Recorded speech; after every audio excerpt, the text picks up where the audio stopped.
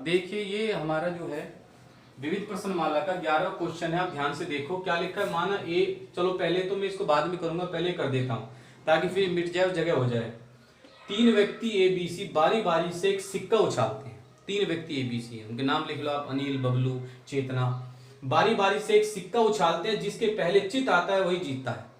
तो यह मानते हुए कि खेल अनिश्चित काल तक जारी रहता है, यदि एक खेलना आरंभ करता है, अनिश्चित काल का मतलब होता है कि पता नहीं कितना टाइम लग जाएगा, अनंत तक। तो एक खेलना आरंभ करता है, इस बात का विशेष ध्यान रखेंगे। एक खेलना आरंभ करता है, हर बार ए ही शुरुआत करेगा, भले वो हार जाए पर करेगा ही। तो उनके जीतने की प्रायिकताएं ज्ञात कीजिए। उनके जीतने का मतलब ए के नहीं, ए के जीतने की प्रायिकता अलग बतानी है, बी के जीतने की प्रायिकता अलग बतानी है, सी के जीतने की प्रायिकता अलग बतानी है। अब आप सबसे पहले लिखेंगे, यहां पर लिखेंगे 13 हल। अब किसका हल है ये देखिए आप, ए मतलब चित आने की प्रायिकता, चित आने की प्रायिकता। अब आप सब जानते हैं चित आने की प्रायिकता क्या होती है, 1/2। तो ये पीए का मान हो जाएगा, क्योंकि ए तभी जीतता है जब चित लाता है।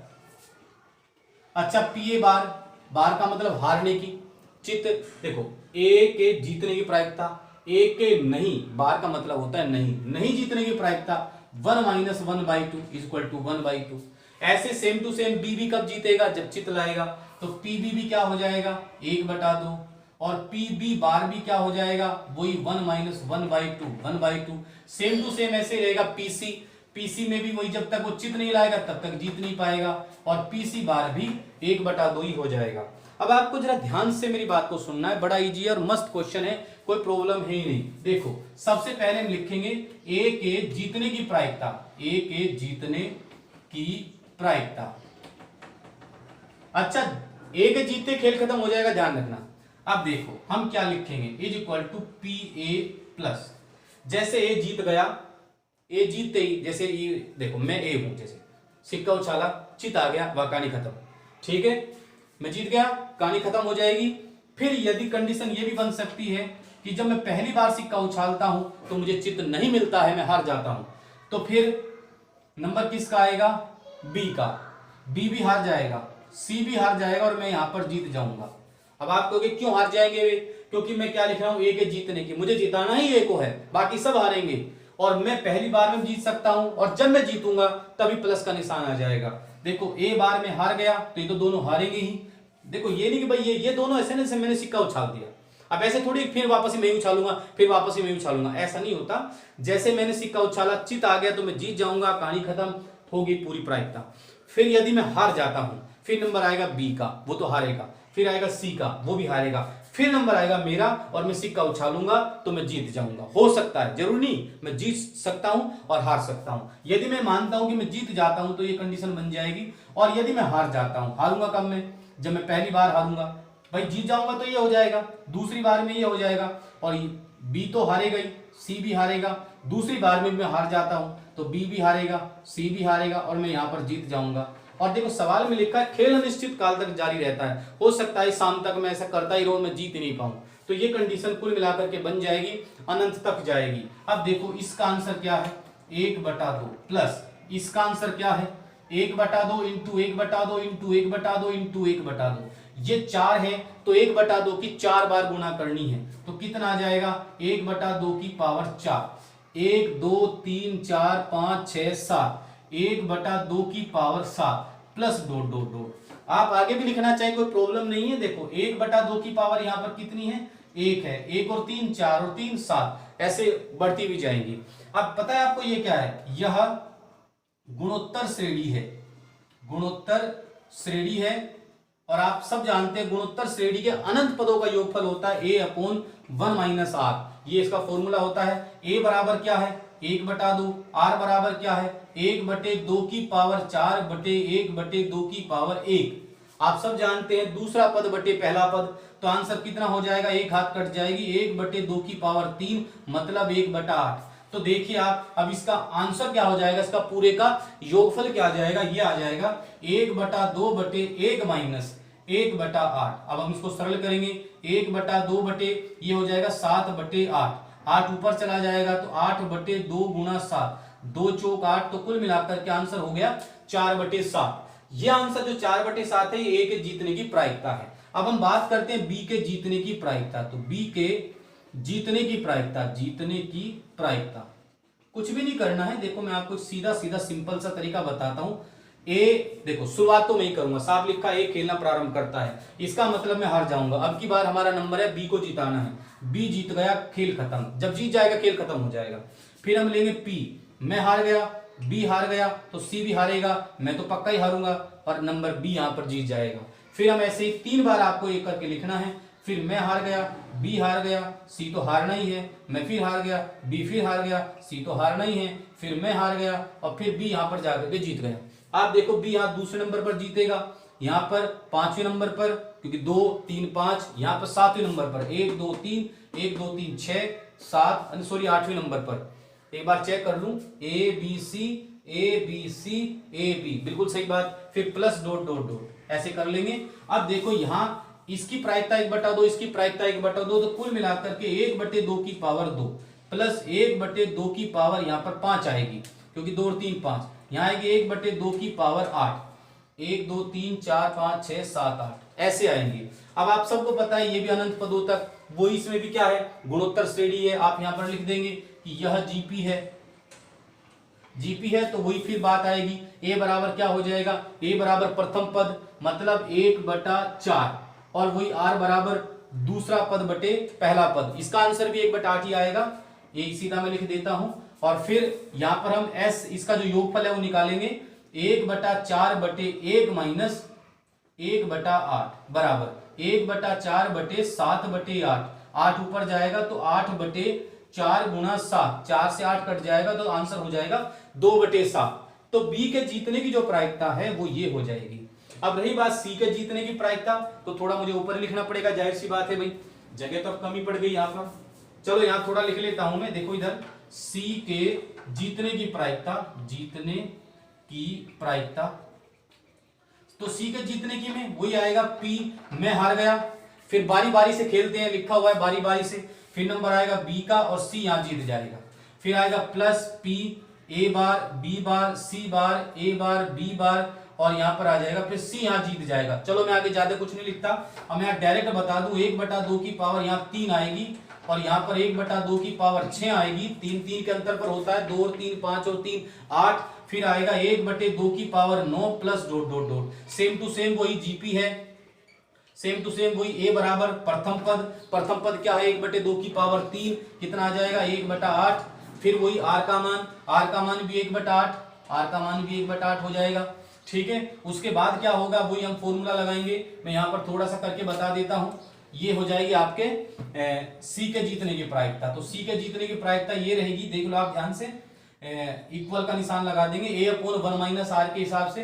तो 1/8/1 माइनस 1/8, तो ये जाएगा 1/8/7/8, तो ये कट जाएगा, तो आंसर कितना हो गया 1/7। तो कुल मिलाकर के ए के जीतने की प्रायिकता 4/7, बी के जीतने की प्रायिकता 2/7, और सी के जीतने की प्रायिकता 1/7 है। तो ये आपको ध्यान रखना है। सवाल लीजिए, आराम से कर सकते हैं। मैं इसको तो यहां से हटा देता हूं।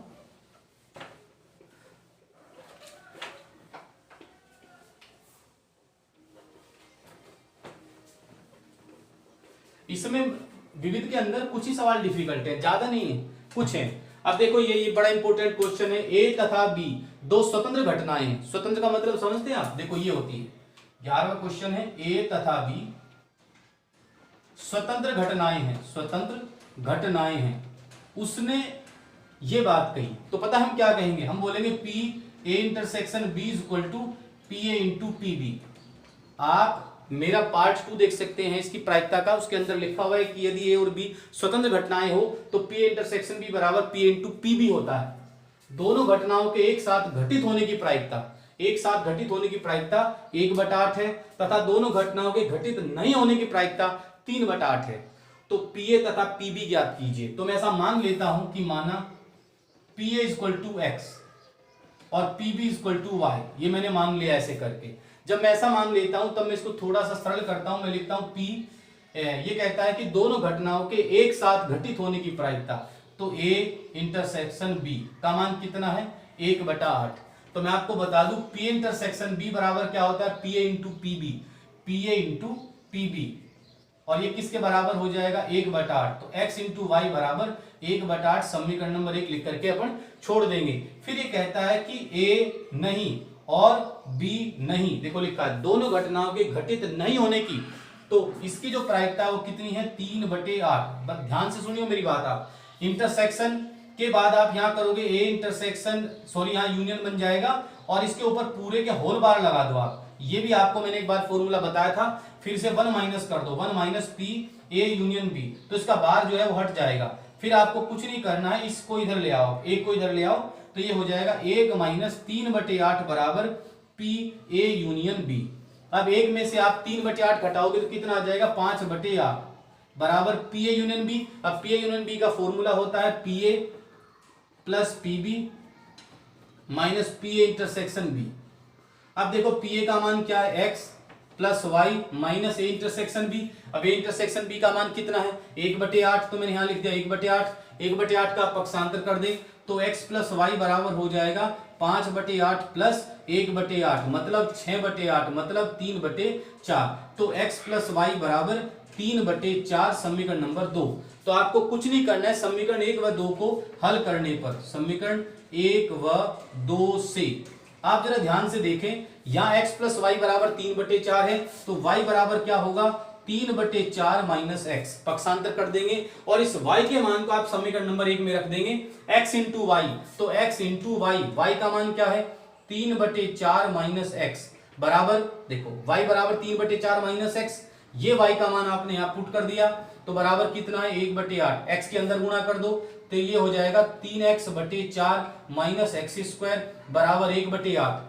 4 से मल्टीप्लाई कर दो तो जैसे आप 4 से मल्टीप्लाई करोगे तो यहां आ जाएगा 3x माइनस, मैं यहां लिख देता हूं 4 से गुणा, तो जैसे आप 4 से गुणा करते हो तो इधर हो जाएगा माइनस का 4x स्क्वायर बराबर 4/8, इतना हो जाएगा यहाँ पे ये हो जाएगा 1/2, या मैं लिख देता हूं 4/8 मतलब 1/2। जब आप 4 से गुणा करोगे तो यहाँ 3x आएगा, यहाँ 4x स्क्वायर आ जाएगा।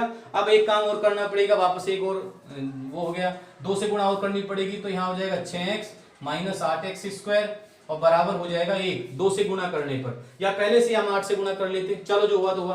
अब पक्षांतर कर दो तो ये हो जाएगा 8x square minus 6x plus 1 बराबर 0। अब 8 के ऐसे टुकड़े जिनका योग 6 हो, तो हम यहाँ पर क्या लिखेंगे 4x माइनस 2x, 4 और 2 कितने होते हैं 6 प्लस 1 बराबर 0। यहाँ से 4x कॉमन ले लो तो कोष्टक में क्या बचेगा, यहाँ 2x माइनस 1 कॉमन ले लो तो यहाँ से क्या बचेगा 2x माइनस 1। कुल मिलाकर के आपको गुणनखंड करने हैं, तो यहाँ क्या आ जाएगा 4x माइनस 1 और यहाँ क्या आ जाएगा 2x माइनस 1 बराबर 0। तो यहाँ से हो जाएगा 4x माइनस 1 बराबर 0, x बराबर 1/4। जैसे आप पक्षांतर करोगे पहले 1 इधर जाएगा, फिर 4 कहाँ जाएगा भाग में जाएगा, इधर से क्या लिखेंगे 2x माइनस 1 बराबर 0, 2x बराबर 1, x बराबर 1/2। तो x के कितने मान प्राप्त हुए 2 मान प्राप्त हुए। x के मानों से ही आप y के मान प्राप्त कर सकते हैं। अब देखो y बराबर क्या लिखा हुआ है, मैं आपको बता दूं, जब x बराबर 1/4 है, 1/4 है, तब देखो y बराबर क्या लिखा हुआ है 3/4 माइनस एक्स, 3/4 माइनस एक्स। अब x का मान कितना है 1/4, लघुत्तम क्या आ जाएगा 4, ऊपर 3 माइनस 1, अब 3 में से 1 जाएंगे तो कितने बचेंगे 2, तो हो जाएगा 2/4 मतलब 1/2। अब फिर ये तो जब x का मान 1/4 था तब हमने y का मान हमें 1/2 मिला, और जब हम x का मान कितना लेते हैं 1/2 तब उस समय y का मान हो जाएगा 3/4 माइनस 1/2, लघुत्तम कितना आ जाएगा 4, ऊपर आ जाएगा 3 माइनस 2 मतलब 1/4। तो कुल मिलाकर के यदि हम x का मान 1/4 लेते हैं तो y का मान 1/2 आता है, और x का मान हम 1/2 लेते हैं तो y का मान 1/4 आता है। तो 1/2 और 1/4 इसका आंसर है। तो आप इसमें किसी का भी कोई भी मान लिख सकते हैं, तो PA का मान आप 1/2 लिख देंगे और PB का मान आप 1/4 लिख देंगे।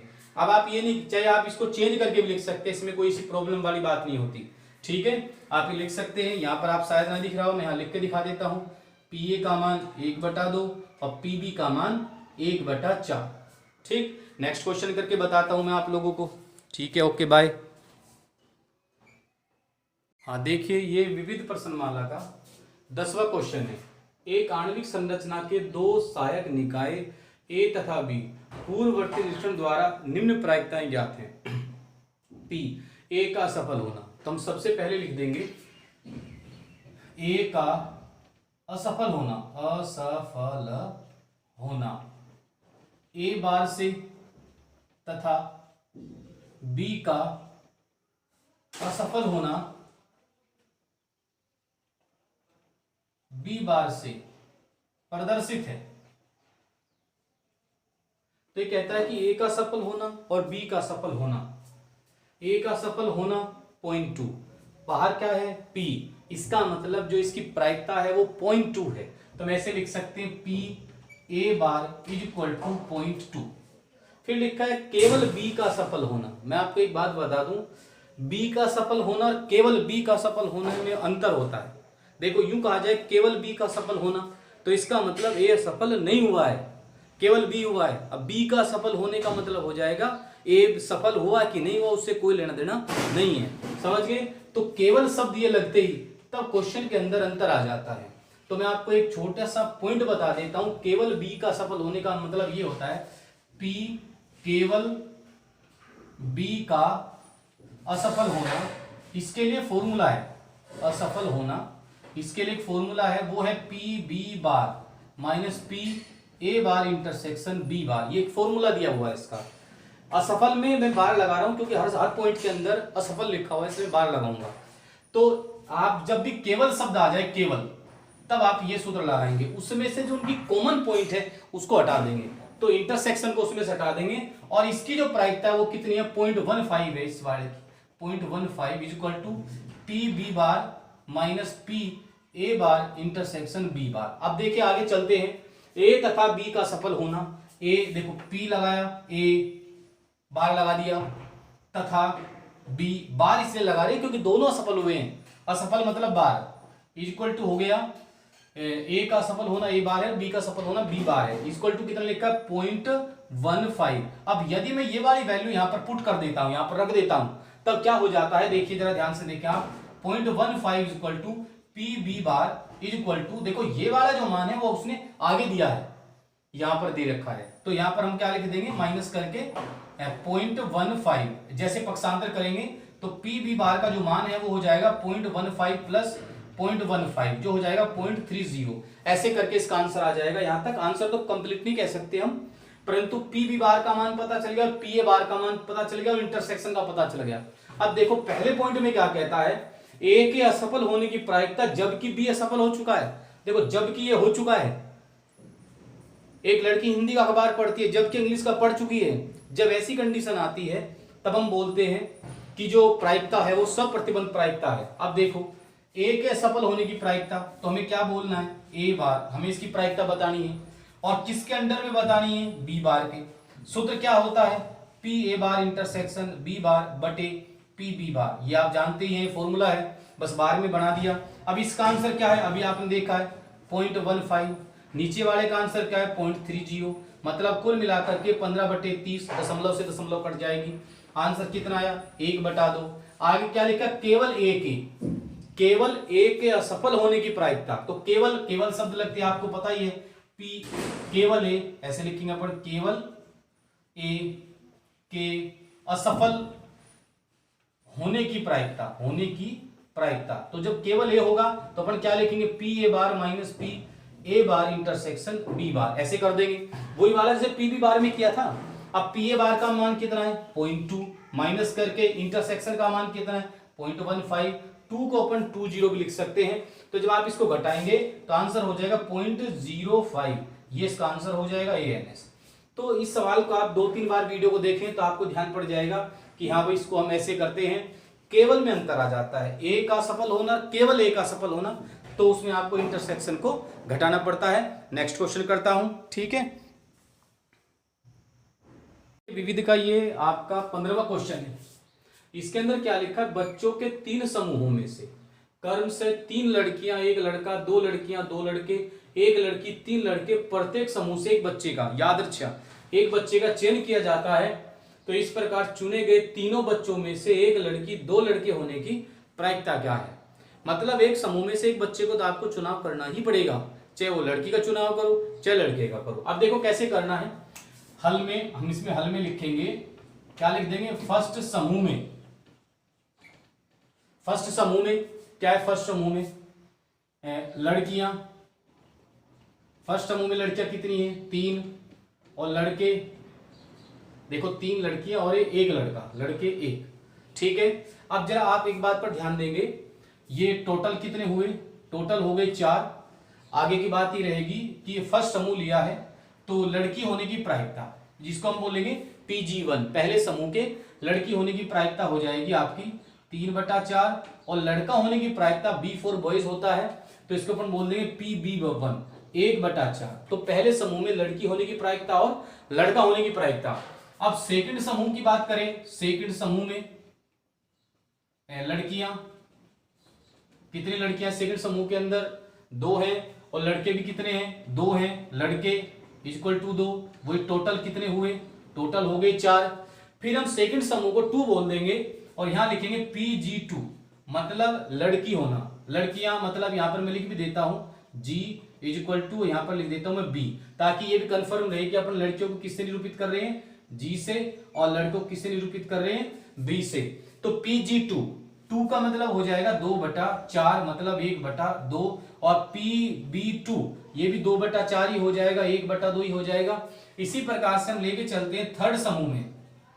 तो थर्ड समूह की बात करें, लड़की एक ही लड़की है, देखो आप यहाँ पर लड़की 1 है तो लड़की मतलब G और इक्वल टू 1 और लड़का लड़के कितने हैं बॉयज मतलब 3 हैं, यहाँ पर लिखा है 3 लड़के हैं। तो आपको पता ही है हम यहाँ पर क्या लिखेंगे PG3 इक्वल टू 1/4 टोटल 4 हो जाएंगे, TOTL इक्वल टू 4 और PB3 हो जाएगा 3/4। इस टाइप से कुल मिलाकर के पहले तो आपको ये कंडीशन लिखनी है, पहला समूह, दूसरा समूह, तीसरा समूह, लड़की होने की प्रायिकता, लड़का होने की प्रायिकता, लड़की होने की प्रायिकता, लड़का होने की प्रायिकता, ये सभी समूह में कर देनी है। करने के बाद फिर आपको लिखना है 1 लड़की 2 लड़के चुनने की प्रायिकता। अब जो इसकी प्रायिकता बैठेगी जरा आप ध्यान देंगे, आपको 1 लड़की लेनी है, मतलब जैसे कि आपने पहले समूह में से 1 लड़की ले ली तो अपन क्या बोलेंगे PG1, 2 लड़के, चूंकि उसमें से आपके लड़का नहीं, क्योंकि एक समूह से एक ही बच्चे का चयन करना है तो दूसरे समूह से लड़का आएगा और तीसरे समूह से, वैसे अपन इतना लंबा चौड़ा ना लिख करके इसको थोड़ा शॉर्ट करके भी लिख सकते हैं। कैसे, P आप यहां लगाएं, P लगा दिया, पहले समूह से लड़की, दूसरा समूह से लड़का, तीसरे समूह से लड़का। लड़की तो एक ही लेंगे हम, फिर लेंगे P और हमने यदि पहले समूह से लड़का ले लिया तो दूसरे समूह से लड़की आ जाएगी और तीसरे समूह से वापस लड़का आ जाएगा, ग्रुप मतलब समूह। फिर कंडीशन यहाँ पहले समूह से लड़का, दूसरे से लड़का और तीसरे से लड़की आ जाएगी। अब आपको यहाँ पर प्रायिकताएं लिखनी है। बताओ G1 की प्रायिकता क्या है 3/4, थोड़ा सावधानी से चलना है, इंटू B2, अब B2 की प्रायिकता 1/2 इंटू B3 और B3 की प्रायिकता वही 3/4 प्लस B1 की प्रायिकता आप देख सकते हैं 1/4 और G2 की प्रायिकता 1/2, यहाँ पर वो 1/2 ही रहेगी 2 में तो, और B3 की प्रायिकता कितनी हो जाएगी वही 3/4 और प्लस करके वही B1 की प्रायिकता कितनी हो जाएगी 1/4 और फिर B2 की 1/2 और फिर G3 की बात करें तो 1/4। अब आपको कुछ नहीं करना है, बस इसको सरल करना है, 3×9/32 प्लस 3/32 प्लस 1/32, तो 9 और 3 12 और 1 13, तो आंसर हो जाएगा 13/32। बिल्कुल आसान है, आराम से कर सकते हैं, 1-2 बार आप वीडियो देखेंगे तो आपको सब समझ में आ जाएगा। नेक्स्ट क्वेश्चन लेता हूं, ठीक है, ओके। अच्छा देखिए, ये हमारा, मैं पहले आपको 23, 24 और 25 3 क्वेश्चन करके बताऊंगा, फिर जो मेरा नेक्स्ट पार्ट होगा 9th पार्ट रहेगा प्रायिकता का, उसके अंदर मैं आपको संपूर्ण प्रायिकता प्रमेय के कुछ क्वेश्चन है वे करके बताऊंगा, ठीक है। ये बीच बीच में टफ है, वो मैं अलग ही एक पार्ट के अंदर ले लूंगा और उनको करके बता दूंगा। अभी ये सारे के सारे सवाल हो जाएंगे, देखो 23वां है, 24वां, एक और 25वां इसी वीडियो के अंदर हो जाएंगे। एक यादृच्छिक चर x सभी ऋणोत्तर पूर्णांक मान ग्रहण कर सकता है। ऋणोत्तर का मतलब होता है नॉन नेगेटिव, अर्थात जो नेगेटिव नहीं हो, ऋणात्मक नहीं है, वो ऋणोत्तर है। पूर्णांक मान ग्रहण कर सकता है, चर x की मान r के ग्रहण करने की प्रायिकता अल्फा की पावर r के समानुपाती है, जहां 0 less than alpha less than 1, तब x बराबर 0 ज्ञात कीजिए। तब इसके अंदर आपको कुछ नहीं करना है, पी एक्स बराबर 0 का मान आपको ज्ञात करके चलना है। ठीक है, आपको पी एक्स बराबर 0 का मान ज्ञात करना है। चलिए अब आगे चलते हैं। देखिए कुछ नहीं करना है, दिया क्या है हमें, दिया ये है, सवाल नंबर हमारा 23वां है। दिया क्या है, 0 less than alpha less than 1, और सबसे महत्वपूर्ण बात ये दे रखी है, पी एक्स बराबर जो आर है वो समानुपाती है अल्फा की पावर आर के। मैं अल्फा को ऐसे लिखता हूं, और जरा आप ध्यान रखेंगे, आपको ध्यान ही है ये समानुपाती है। समानुपाती है, जब हम चिन्ह हटाते हैं तो यहां पर एक नियतांक आता है x बराबर आर, वो मैं नियतांक के मान लेता हूं, के अल्फा की पावर आर। और यदि मैं यहां पर x जो r का मान है वो 0 ले लेता हूं, तो 0 लेने पर k अल्फा की पावर 0 आ जाएगा, जिसका मान k हो जाएगा। ठीक है, अब यदि मैं यहां पर 1 लेता हूं, p x बराबर 1, तो ये हो जाएगा k अल्फा की पावर 1, मतलब k अल्फा। यदि मैं यहां पर 2 ले लेता हूं तो ये हो जाएगा k अल्फा स्क्वायर। यदि मैं 3 ले लेता हूं तो ये हो जाएगा k अल्फा की पावर 3। ऐसे मान हम लगातार अनंत पदों तक लेते हुए जाएंगे। और आप सब जानते हैं कि भाई सभी प्रायिकताओं का योग क्या होता है, सभी प्रायिकताओं का योग आपका 1 होता है। तो हम यहाँ पर ऐसा भी लिख सकते हैं कि चूंकि हम सब जानते हैं p x equal to R equal to होता है 1, अब हमने सारी प्रायिकताएं जोड़ दी तो हमारा आंसर हो जाएगा k plus K alpha plus K alpha square plus dot dot dot equal to 1। हम क्या करते हैं, k कॉमन ले लेते हैं, तो 1 प्लस, एक minute sorry, alpha alpha square, तो यहां पर आ जाएगा alpha alpha square plus dot dot dot बराबर 1। अब आपको हम बता दूं, ये जो है ये जीपी है, ये कैसी श्रेणी है, गुणोत्तर श्रेणी है, जो कि मैंने अभी एक फॉर्मूला भी लगाया था। इसका सूत्र होता है सनंत बराबर a बटे 1 माइनस आर। मैं आपको बता दूं a का मान 1 है और r का मान अल्फा है। अब ये सारे मान जैसे आप यहां पर रख देते हैं तो आंसर हो जाता है k इंटू, अब इस पर लगाएंगे आप a अपोन, आ गया था बीच में इसलिए थोड़ी सी प्रॉब्लम हो गई थी, तो k इंटू 1 अपोन, देखो 1 माइनस आर है तो 1 माइनस अल्फा इक्वल टू क्या हो जाएगा 1 के, तो k upon 1 minus alpha equal to 1, तो k equal to 1 minus alpha. अब k equal to 1 minus alpha, और देखो यहाँ पर k इक्वल टू क्या है, पी एक्स इक्वल टू 0, तो पी एक्स इक्वल टू 0 पर जो आंसर है वो 1 माइनस अल्फा है। ये हमारा आंसर हो जाएगा, बिल्कुल इजी वे में कर सकते हैं। नेक्स्ट क्वेश्चन देखते हैं। अब देखिए नेक्स्ट क्वेश्चन के अंदर मैं आपको पहले बता दूं, ये किताब में गलती दे रखी है, मैं बताऊंगा। यदि x एक यादृच्छिक चर है जो मान x1 x2 x3 x4 इस प्रकार ग्रहण करता है कि 2p, यहां जो लिखा मैं यहां पर लिख के दिखाता हूं आपको, 2p ब्रैकेट में x is equal to x1 plus sorry is equal to, यहां लिखा है 3p ब्रैकेट में x is equal to x2 is equal to लिखा है 4p। यहाँ 4p किताब के अंदर नहीं है, आप यहाँ पर 4p कर लेंगे। और यहाँ पर क्या है, x is equal to x3 और इज इक्वल टू लिखा है 5p और x is equal to x4। आप इज इक्वल टू k मान ले, k मानेंगे आप तभी क्वेश्चन हो पाएगा। चर x का प्रायिकता बंटन ज्ञात करो, बिल्कुल इजी वे में, बहुत आसान है। क्या करना है, यहां से आपको px is equal to x1 लिखना है और इस 2 को इधर भाग में भेज देना है, तो लिखेंगे यहां पर k बाई 2।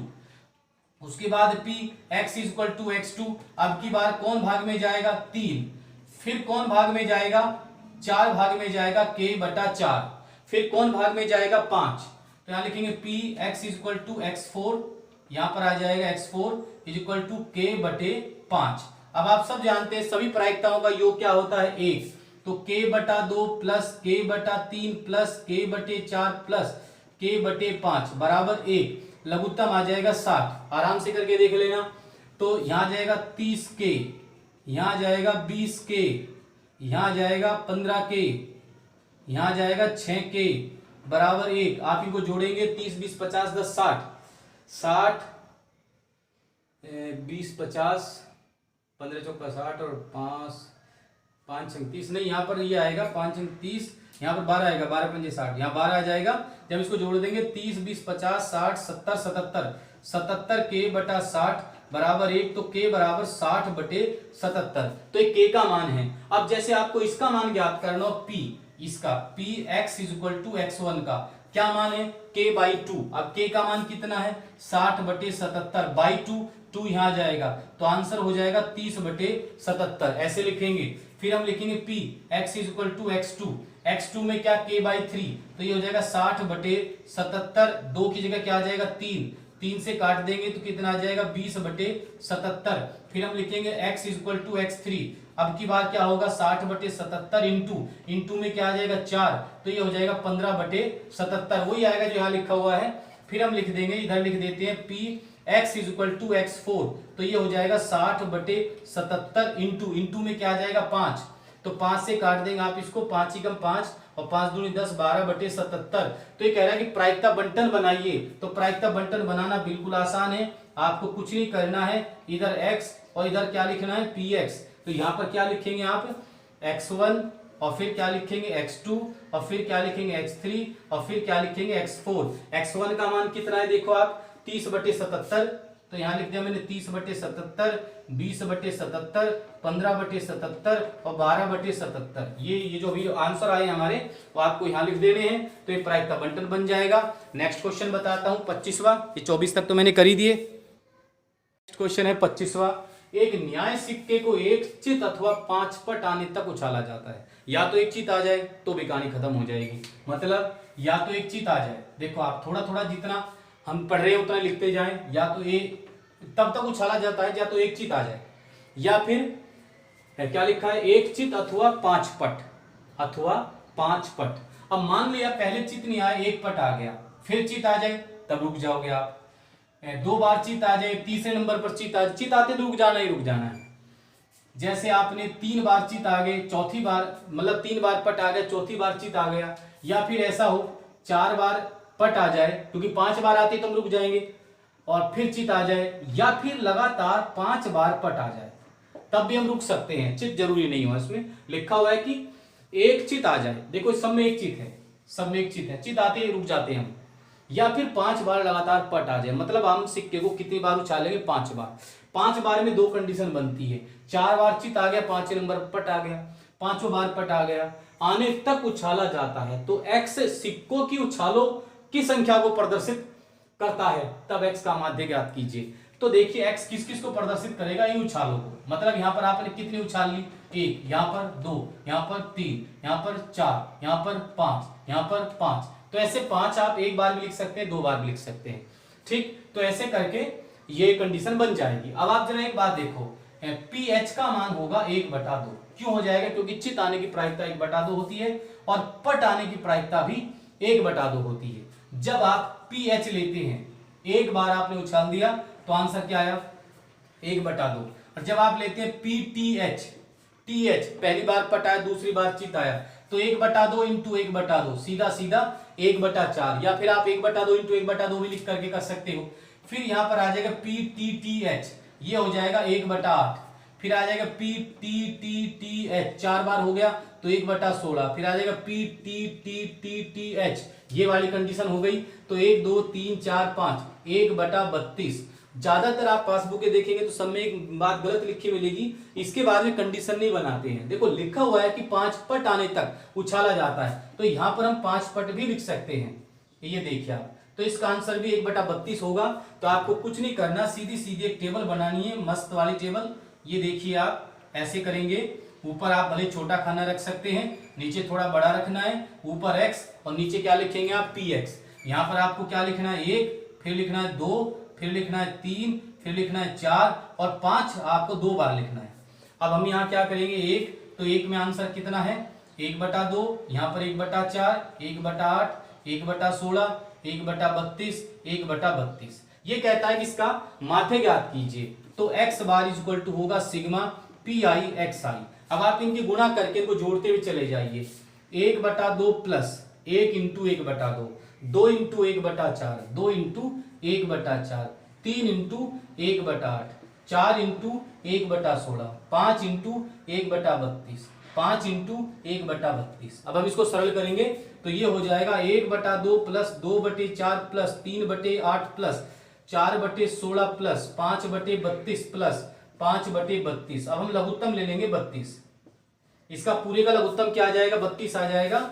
और 32 के बाद अब जरा ध्यान से देखें आप, 2 से 32 को काटोगे तो कितना आ जाएगा 16, प्लस 4 से 32 को काटोगे तो ये हो जाएगा 4 × 32, 8 दूनी 16, वापस यहाँ पर 16 ही आ जाएगा, प्लस 8 चौक 32, 4 तिया 12, यहाँ 12 आ जाएगा। 16 दूनी 32, 2 चौक 8, यहाँ 8 आ जाएगा। और 32 एकम 32, यहाँ 5 और यहाँ पर 5। तो कुल मिलाकर के जब आप इनको जोड़ोगे तो 16 16 32 और 8 40 और 10 50, 60 और 2 62। तो कुल मिलाकर के ये जो कंडीशन है ये आपकी, इसे आप थोड़ा सा सरल करते जाएंगे। एक बार आप इसे वापस चेक कर लें, कहीं कोई मिस्टेक तो नहीं रह गई है। 16 16 32 32 और 8 40 40 और ये हो गए 10 62 करके। और इन सब को आप जोड़ने के बाद फिर इसको थोड़ा सा सरल भी करेंगे। सरल करने के बाद फिर इसका आंसर आ जाए। हाँ, तो अब देखिए आगे, जैसे हम इन सबको जोड़ देते हैं तो सीधा सीधा ये 16 16 32 और 8 40 50 60 2 62, तो जब 62/32। तो आप इसको जैसे डिवाइड करते हैं तो 1.9 आ जाता है। ठीक है, मैंने इधर डिवाइड करके भी देखा इसको, तो ये इसका आंसर हो जाएगा। और इससे फिर आप नेक्स्ट क्वेश्चन करते हैं। ठीक है, ओके बाय।